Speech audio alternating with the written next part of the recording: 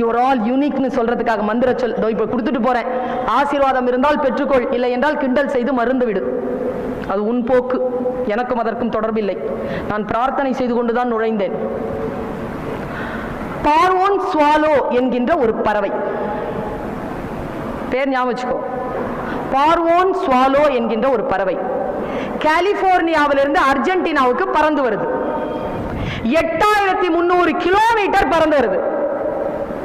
பறந்து வந்து அர்ஜென்டினால ஹால்ட், குஞ்சு பொரிக்குது, முட்டை போட்டு குஞ்சு பொரிக்குது.